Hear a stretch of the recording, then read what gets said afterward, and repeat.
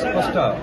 CJP ಪ್ರೊಟೆಸ್ಟ್ನ ವಿರೋಧಿಸಿಲ್ಲ. ಪ್ರೊಟೆಸ್ಟ್ನ ನೆಪದಲ್ಲಿ ದೇಶದ್ರೋಹದ ಚಟುವಟಿಕೆ ನಡೆಸಿದ್ರಲ್ಲ ಕೆಲವರು, ಅದನ್ನು ವಿರೋಧಿಸಿದೆ.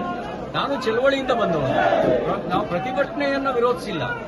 ಪ್ರತಿಭಟನೆ ಸಂವಾದದ ಒಂದು ಭಾಗ ಅನ್ನೋದನ್ನ ಮಾನ್ಯ ಸರಸಂಘ ಚಾಲಕರು ಹೇಳಿದ್ದು ನಾನು ಗಮನಿಸಿದ್ದೇನೆ. ಪ್ರತಿಭಟನೆ ತಪ್ಪಲ್ಲ, ಚಳವಳಿಗಳು ತಪ್ಪಲ್ಲ. ಚಳವಳಿ ಕನ್ಸ್ಟ್ರಕ್ಟಿವ್ ಆಗಿರಬೇಕು, ಡಿಸ್ಟ್ರಕ್ಟಿವ್ ಆಗಿರಬಾರ್ದು. ಅಷ್ಟೇ ನಮ್ಮ ಉದ್ದೇಶ ಇರೋದು. ಈಗ ಚಳವಳಿಯ ನೆಪದಲ್ಲಿ ನಮ್ಮ ಸೈನಿಕರನ್ನು ಅಪಮಾನ ಮಾಡೋದು, ಪ್ರಧಾನಮಂತ್ರಿಯನ್ನ ಕೆಟ್ಟ ಶಬ್ದಗಳಲ್ಲಿ ಬೈಯೋದು ಚಳವಳಿಯ ಉದ್ದೇಶವನ್ನೇ ವಿಫಲಗೊಳಿಸುತ್ತೆ.